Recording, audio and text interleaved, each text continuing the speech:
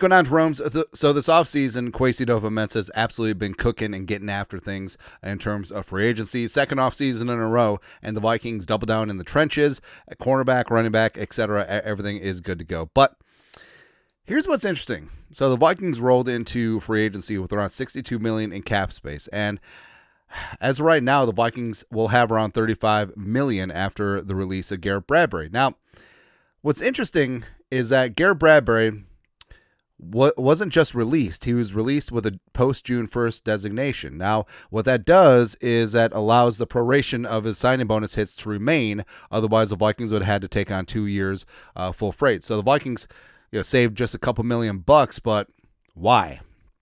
Why? Because the Vikings are apparently just trying to claw as much 2025 cap space as possible, but for what reason? I mean, they didn't need to do the Garrett Bradbury thing to save around $2 million, but they did. So this could be interesting. And it's something that Kwesi clearly has been planning for the last couple of years. Because remember, last offseason, Jefferson, Darrisaw got their extensions. And you look at the cap hits from 2025 to 2026. Low in 2025, then explode in 2026. Now, it's not an issue. Restructuring contracts, new contracts, all that stuff. Vikings will obviously still be cap compliant. And what's great about it is that there isn't a lot of dead cap heading into 2026. And also the cap will go up with the new media rights deals, blah, blah, blah, blah, blah. Everything will be sorted out. But then you also look at the structure of the new contracts. Hargrave, Allen, Will Fries, Ryan Kelly, Byron Murphy Jr.'s new deal, Aaron Jones' new deal, as well as the trade for Jordan Mason and his new contract. All of them are very light in 2025 and also pretty significant in 2026. Now, to a degree, it's relatively common practice, but not really when you have a lot of cap space to work with. Like, you want to even things out just a little bit, but the Vikings very clearly are backloading these contracts in terms of cap space because they want to save as much 2025 cap as possible. But the question is, why? Why would the Vikings want to do this, and why, even at $35 million in cap space, would they claw for just a little bit more with the Bradbury post June 1st? Well, here's a fistful of reasons. Number one, Voldemort. So this is why speculation about Voldemort is rampant, because the Vikings clearly were carving out extra cap space in 2025. But for what reason? J.J. McCarthy's on his rookie deal. If he's a starter, what's the point? So that's why so many people are connecting the dots. Even though it still seems like Rodgers wants to be here, the Vikings are whatever. Like, hey, you can come here, but it's got to be cheap. I don't know, but either way, we'll see. A more practical application would be extensions for Andrew Van Ginkel, Josh Metellus, who are both in contract years, or Brian O'Neill, certainly deserved some freshening up of his contract. Also, it would lower his cap hit in 2025. And then also you do have Josh Oliver, who's in a contract year as well, and pretty large cap hit too. So it's a spot where maybe instead of just freeing up cap, they're just freeing up that money, right? And yeah, Andrew Van Ginkel came in a 2-year deal. Obviously played fantastic last season, starting Pro Bowl edge rusher, and it would be ideal to keep him in purple for a little while. And Metellus, who initially signed that 2-year, $8 million extension a couple of years ago, has obviously outperformed his deal as he's now become a full-time starter and a huge part of the Vikings defense. So he could look to get paid as well. Then you get into some of the more fun applications where, outside of Voldemort, could the Vikings be looking to add a significant player? Like, we're not talking about,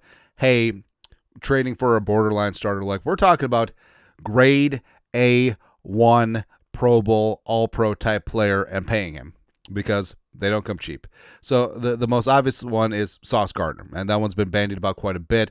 Sauce is off of his 3rd season, heading to year 4, eligible for an extension, and also you saw the money that J.C. Horn and the Derek Stingley Jr. got. That's the area for Sauce. All right, so it's going to be expensive. It's going to cost you capital.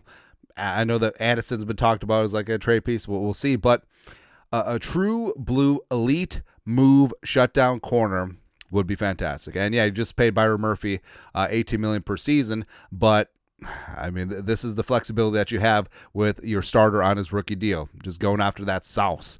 Or F it, trade and pay for Micah Parsons, F them picks. That would be the situation. Now, since it would be a little bit crowded, maybe you include Andrew Van Ginkel in part of these trade talks. Now, it would be kind of doing him dirty since he's a localish guy, and he and his family talked about how great it is that he's local as opposed to being down in Miami. They can go to his games, but it is what it is.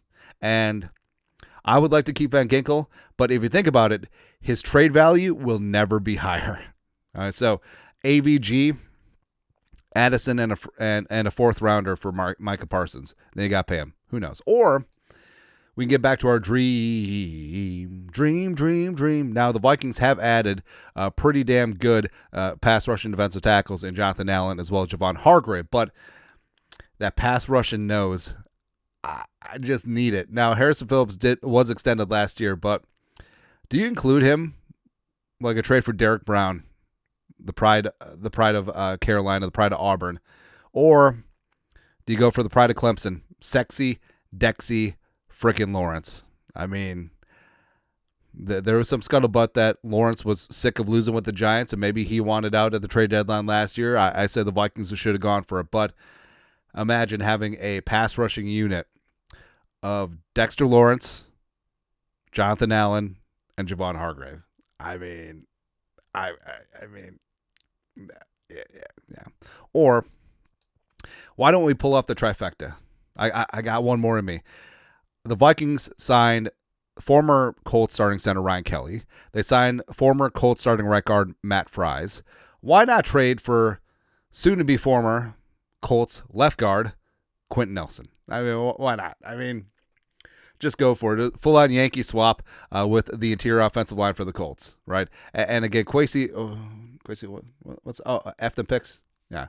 And also Quentin Nelson's going to be still earning $20 million per year. Or the most boring answer, they're just going to roll the cap over 2026, right? Because Kwesi loves having options. Having options of flexibility, having multiple paths, right? And maybe Kwesi is entertaining some of these potential deals. Maybe he is talking about trades. Maybe he is talking about whatever. Maybe Voldemort. Or extensions for their in-house guys. Maybe all that is out there, and maybe it doesn't come to fruition. Or maybe the Vikings do some extensions that actually save cap in 2025.